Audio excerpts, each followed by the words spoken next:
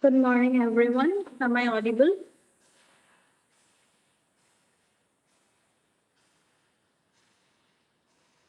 Yes, ma'am. Okay.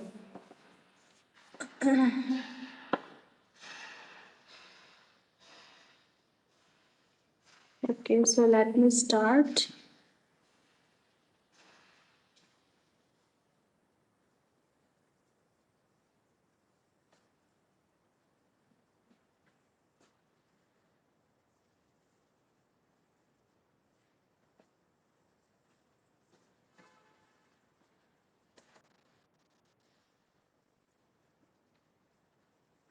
Okay, so last class we were doing that numerical, and after that we again have done this zones of pollution, right?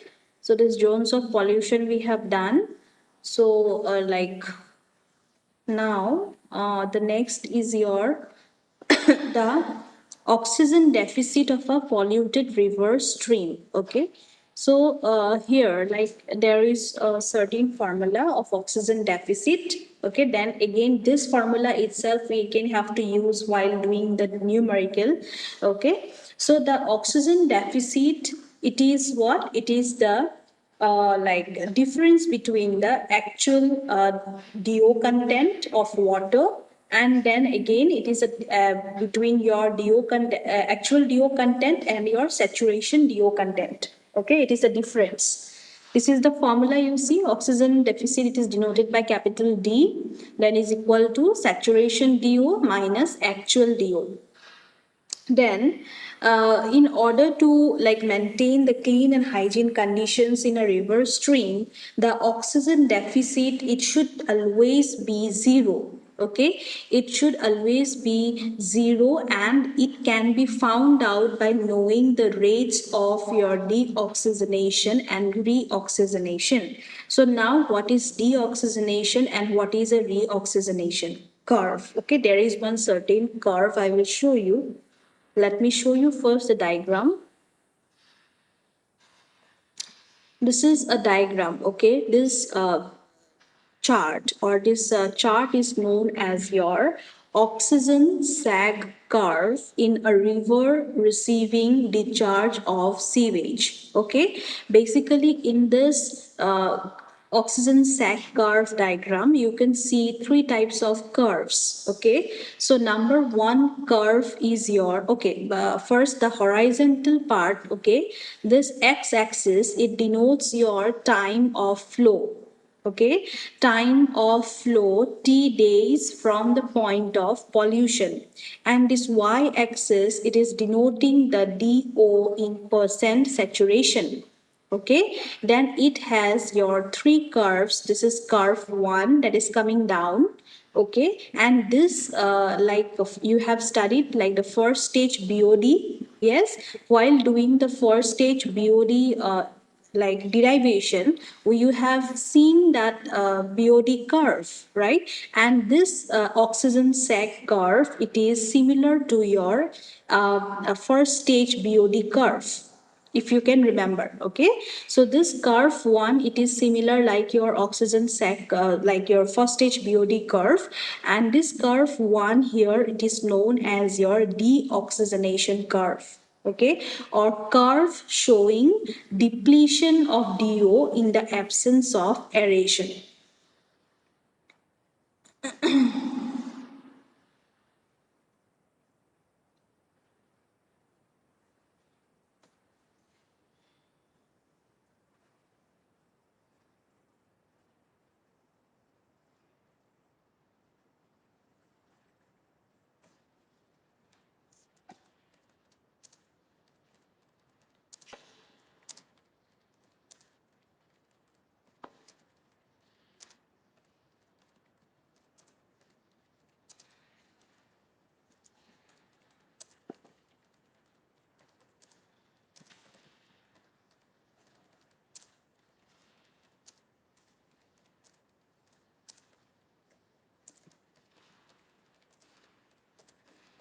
Sorry, ma'am, we can't hear you. Yeah, wait,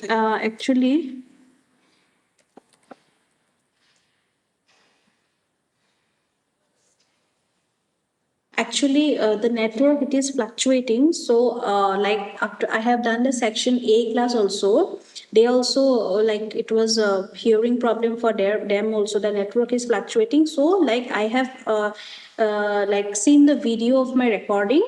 So in the recording, the my things of the I'm seeing it is recorded well. Okay. So if you can't hear also now, it's giving you problem. So later you can again listen to the recorded video. Okay. So that's why I have just written here in the chat box. If somebody can't hear me, you can again later hear my like recording later.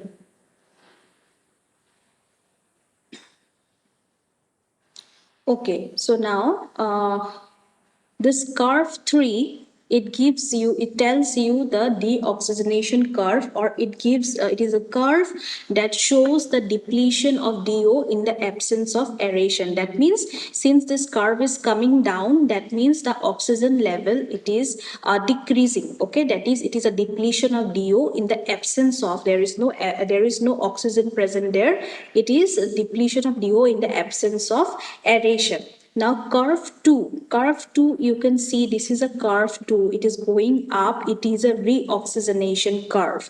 That is now the DO content it is supplied. Okay, so this is a reoxygenation curve. And what is a curve 3? You can see this curve 3. Okay, this is a oxygen sag curve, or you can say oxygen deficit curve, that gives you the actual DO content or the oxygen balance, the formula just now we got. Okay, so this total diagram it is known as your oxygen sag curve in a river receiving discharge of sewage. Okay, so now let's come back to the deoxygenation curve. So, like in a polluted stream, the DO content it goes on reducing due to decomposition of volatile organic matter. So, in a very polluted stream or river or any water course or water bodies, the DO content that is present in the like river or any water course body, it goes on decreasing or it goes on reducing because of the decomposition of the organic matter or the volatile organic matter. Okay, so this rate of deoxygenation it depends upon the amount of the organic matter remaining to be oxidized at a given time, as well as on the temperature of reaction. So again, the rate of deoxygenation, it is dependent upon what? It depends upon the how much amount of organic matter it is remaining to be oxidized, okay, at that given time and at that given temperature. So again, it is at a given temperature, the curve showing depletion of DO with time, that is deoxygenation curve, is similar to the first stage BOD. Just now I told only, yes. So again now the what is a reoxygenation curve? So like in order to counterbalance the consumption of DO due to deoxygenation, atmosphere supplies oxygen to the water, and the process is called reoxygenation. So like this deoxygenation, what happens, the DO it gets decreased or it is depleted, right? But now in order to you have to counterbalance the consumption of DO, so again you have to like add the oxygen. Okay, so who will do that? Your atmosphere will do that. Okay, atmosphere it will supply oxygen to the water. Okay, and this process like adding of oxygen to the water by the atmosphere again is known as your reoxygenation. Okay, and the rate at which the oxygen it is supplied by the atmosphere to the polluted water, it depends upon certain conditions or certain criterias. What are those? Number one is your the depth of the receiving body. Receiving body means what? Like the river or the water course. Okay, so it depends upon the depth of the receiving water body. Then again, the condition of the body of the water, like rate is more in a running stream, in a quiescent pond. So the condition of the body of the water body, Then number 3 is your like the saturation deficit or the oxygen deficit. That is the deficit of DO below the saturation value. And number 4 is your temperature of water. So basically here you have to know this curve. Okay, you have to know this diagram of this curve. Then you have to know what is a reoxygenation, what is a deoxygenation curve. Now rest your derivation, it is not mandatory. Okay, the derivation is not mandatory for now. Okay, later again you will get this, while you if you select your elective subject. So basically this is not required, but you have to remember certain things from the this derivation. Like you see here, one certain term is there, it is your Kr by Kd. Okay, this Kr by Kd, it is represented by small f. And what is F? It is a self-purification constant. Okay, then again, what is Kr and what is Kt? Kr is known as your reoxygenation coefficient for the stream. Okay, and what is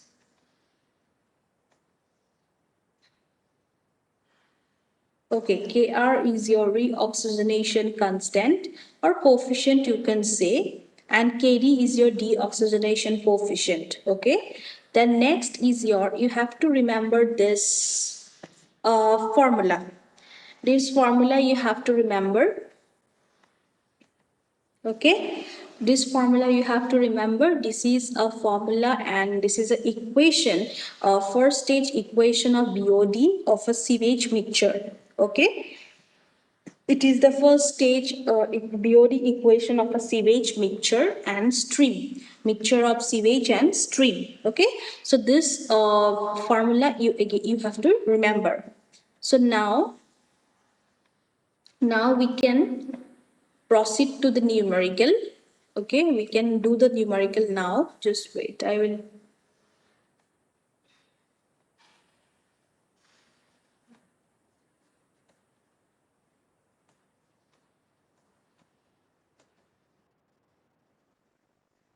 Okay, so the numerical we have done that day up to your this part, like maximum permissible saturation deficit. Okay, for your like I will be doing from the first again. Okay, quickly we will be doing from the first. Like it is said to find out the degree of sewage treatment. Okay, how much of sewage treatment is required in this numerical. So like from there is one table, and from that you can find out the saturation DO at 20 degrees Celsius. So it is a fixed value, and here the saturation DO at the 20 degrees Celsius is found to be 9.17 milligram per liter. Okay, now the DO content of the stream is equal to 90% of the saturation DO. It is already mentioned in the question. So 90% of the saturation DO means 90% of 9.17, which you after calculating you will get 8.25 milligram per liter. Now you find out the DO of mix at the start point, and we had that formula like CSQS plus CRQR divided by QS plus QR. So you use that formula and you will get the DO of mix at the start point as to be 6.6 milligram per liter. Now you find out the initial DO deficit. The formula just now we have got, it is your saturation DO minus your DO of the mix or actual DO. Okay, then after subtracting you will get the initial DO deficit to be 2.57 milligram per liter. Now the minimum DO, it is already mentioned in the question, it is 4.5 milligram per liter. Then maximum permissible deficit, how will you find out? You will find out it by minus subtracting the saturation DO minus the like minimum DO. Okay, so you will get the maximum permissible saturation deficit. It is to be 4.67 milligram per liter. So now you will use the equation of the first stage BOD of mixture of sewage and stream. Just now we got this equation, and you will put every value you have. The D naught also you have, DC also you have, and now what is F? This is L by DC into F to the power F minus 1. So what is F? F is your like the reoxygenation coefficient divided by your deoxygenation coefficient. So, like F, you will be getting 3. The reoxygenation coefficient and deoxygenation coefficient is mentioned in the question itself, the value. Okay, it's given. So, F you got here 3.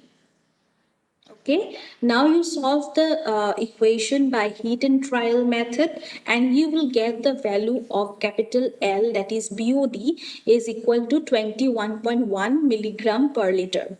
Okay, now after getting the L value, now you use the first stage BOD equation we got before. Just remember, if you can remember this equation you got, YT is equal to L 1 minus 10 to the power minus KD into T. Okay, this equation you already got. Now you use this equation at 5-degree BOD, 5-day BOD at 20 degrees Celsius, which is a standard BOD. So you use this, okay, then you will get Y5 is equal to 14.43 milligram per liter. Clear up to here? Now, again you use the BOD equation of the sewage mixture. The C is equal to CSQS plus CRQR. This formula you use, and you find out the value of CS, because we need to find out the degree of sewage concentration. Okay, so you find out CS from here. Okay, so after putting each and every value, you will get the CS value as your 68.16 milligram per liter. So now after finding the CS, you can find out the degree of treatment required. The formula is your original BOD of sewage minus permissible BOD divided by original BOD into 100. Okay, so if you use this formula, you can remember this formula. Okay, this is original BOD minus your permissible BOD divided by your original BOD. So you will get the degree of treatment. If you put the values, okay, then you will get 65.9% as your degree of treatment required. Okay, please go through this once later after your class. You go through this numerical. It's a big numerical, but it's not that tough. Okay, so next is we come to disposal on land. Okay, the other one we did is your disposal by dilution, and the other one is your disposal on land. So disposal on by dilution is obviously you disposing the sewage to the like water body or any water stream. Okay, now disposal of land. By the name itself, you can make it an idea that it is a disposal of the sewage effluent on the land.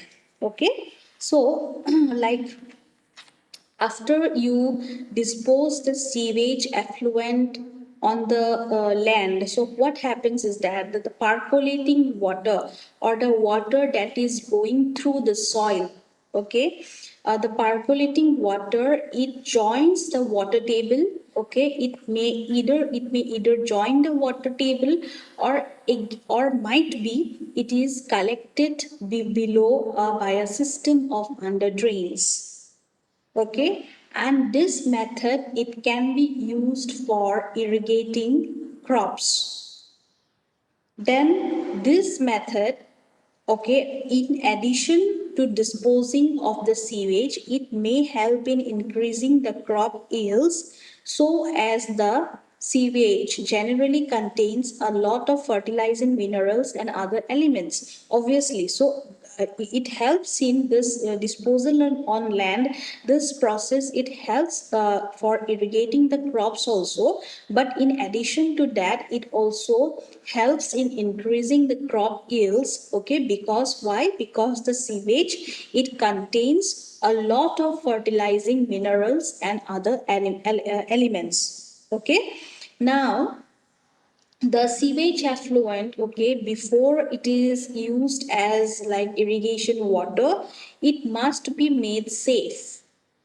Okay, and then in order to lay down the limiting standards for sewage effluents, the degree of treatment required, it is necessary to study as to what happens when sewage is applied on the land as irrigation water.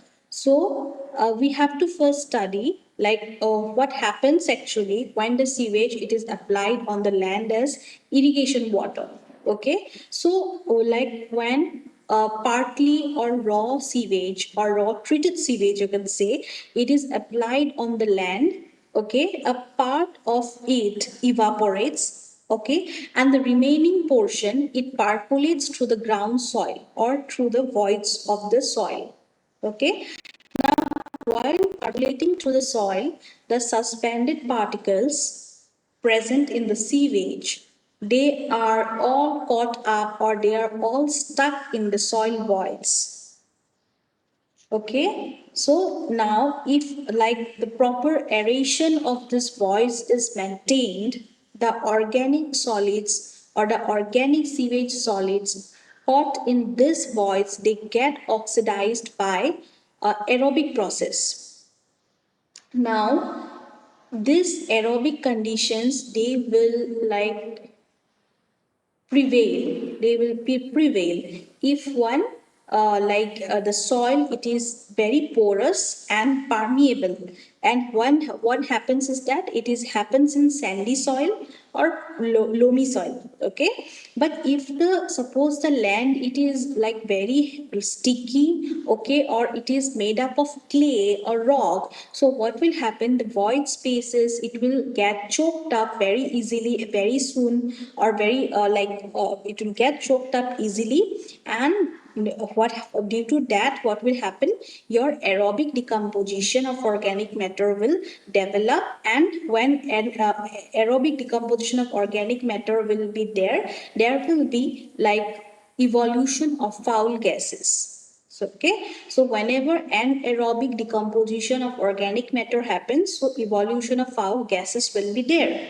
Okay, moreover, like excessive clogging like of the voids may also result in what, ugly ponding of sewage over the farm, and where mosquitoes will also breed there in very large numbers, which will cause a very like unhygiene condition, or it may create nuisance.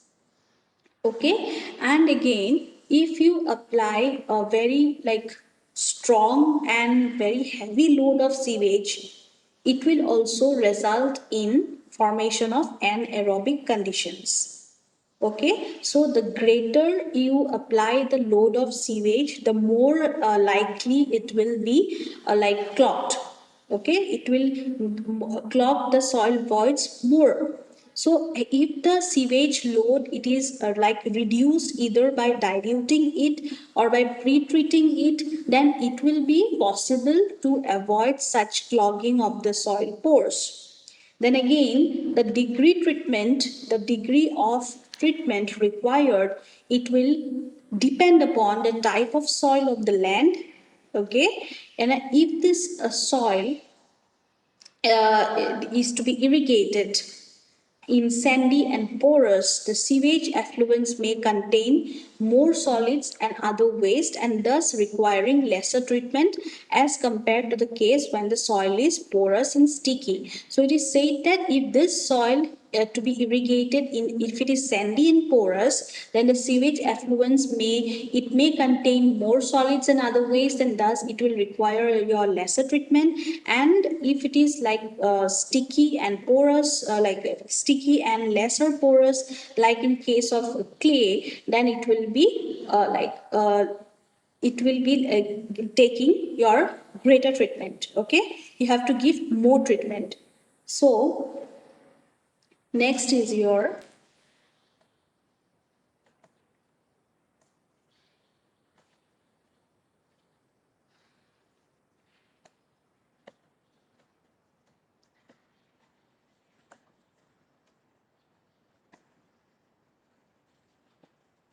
Okay, so this disposal on land, it is also known as your affluent irrigation also. So this affluent irrigation or disposal on land method, it is like adopted under certain favorable conditions. So what are those conditions? Let us see. So number one is your when some natural rivers or water courses are not located in the vicinity, the land treatment is the only alternative left and has to be adopted. So obvious, because if like you are going to dispose of your sewage, okay, and you are searching for natural rivers which is not present near you, so obviously there is no alternative left but you have to dispose the sewage onto the land, okay. So next is your when irrigation water is scarcely available, the use of sewage for irrigating crops is a good alternative. Okay, so when the irrigating water or the irrigation water is not available or very less available or scarcely available, then this use of sewage for irrigating crops is a good alternative. Number three is your when large areas of open land are available, broad irrigation may be practiced over it with the help of sewage effluents, and good returns can be earned by raising cash crops. So, if you have a very large area of open land, then you can do broad irrigation, okay, with the help of this sewage effluents, and you can earn by raising the cash crops there, okay. So next is your like the method of effluent irrigation. It will prove useful in areas of low rainfall and will help in maintaining good absorption capacity of the soil. So this method, effluent irrigation or disposal on land, it will prove useful in areas where there is very low rainfall, and it will also like help in maintaining the good absorption capacity of the soil. The number five is your the area for land treatment for or sewage farming should preferably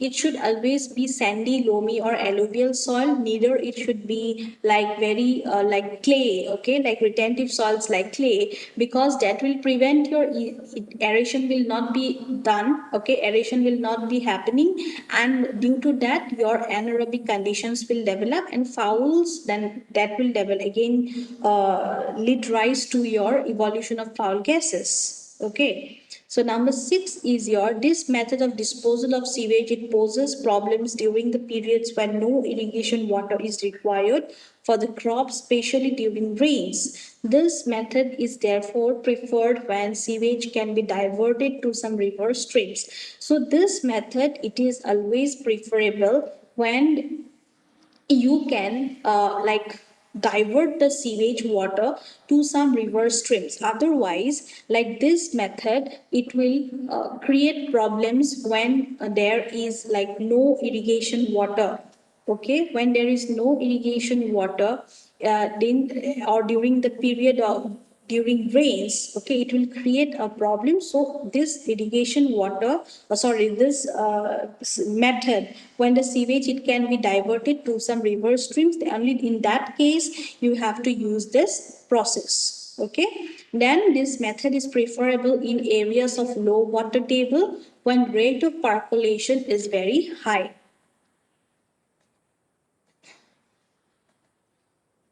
Okay, then next is your affluent irrigation and sewage farming. Two words are there, but these two words, these are synonyms to each other. Okay, but there is also, though it is a synonym to each other, but there is a basic difference between them, and you have to know that difference. So, what is affluent irrigation? Your in affluent irrigation, the main consideration is the successful disposal of sewage. Okay, but while in your sewage farming, the main consideration is the successful growing of the crops. Okay, so you will remember like this: farming means what? Like it is the growing of crops, and affluent irrigation is what? It is the main consideration is the successful disposal of sewage. Clear? Okay, so today up to here, it's here only we will do. Okay, so this PDF too I have already shared with you people. So you please go through this numerical ones. Okay. Okay, then let me take your attendance.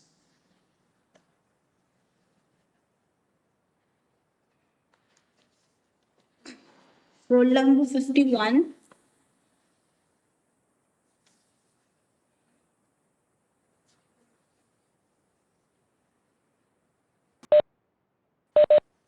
Roll number 51, 52.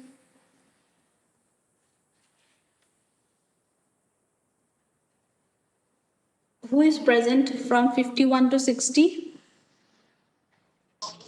53. Uh-huh.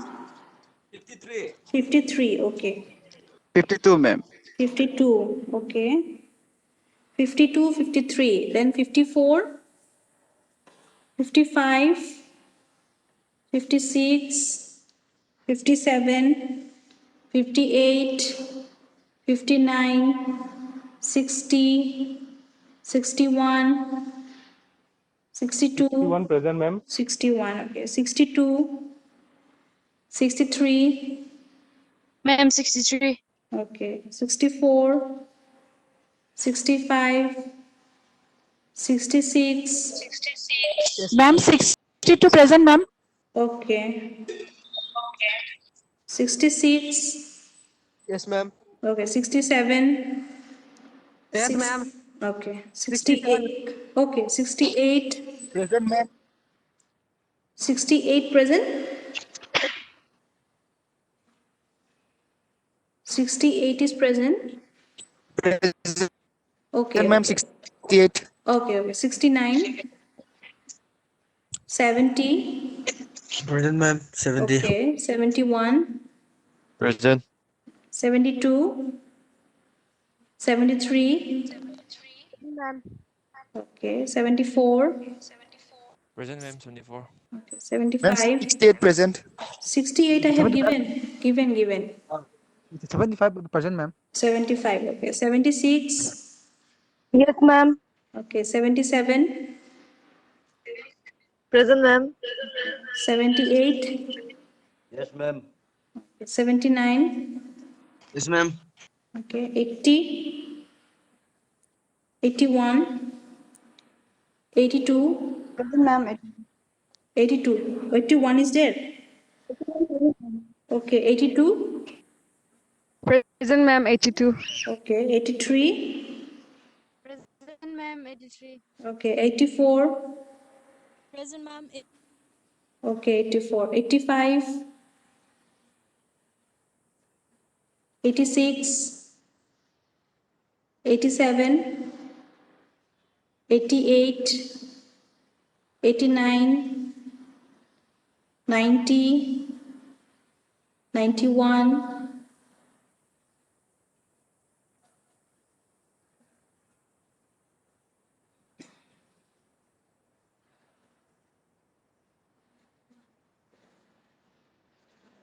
okay, just wait, okay, connection is low.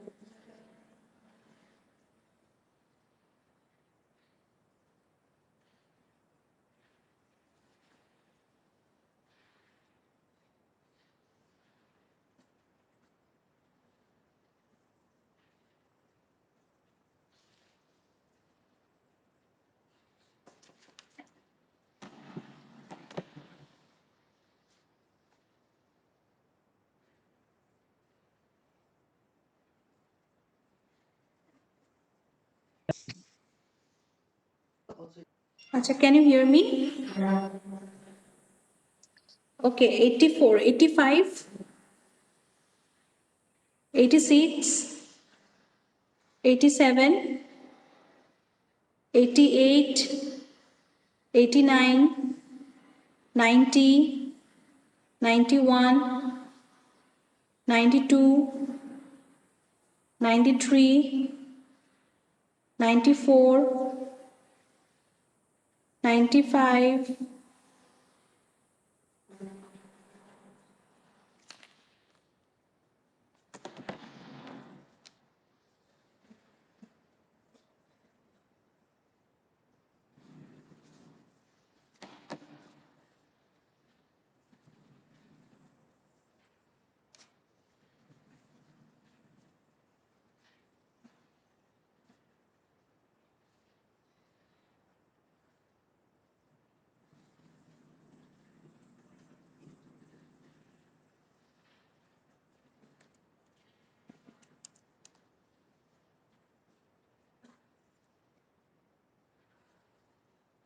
Ma'am, 90 present. For present, ma'am. 90 is present. Okay, wait, from 85, please tell me 85, 86, 87 is there?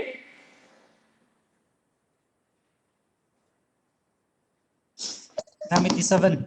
87, okay, then 88, 89, 90, 91, 92,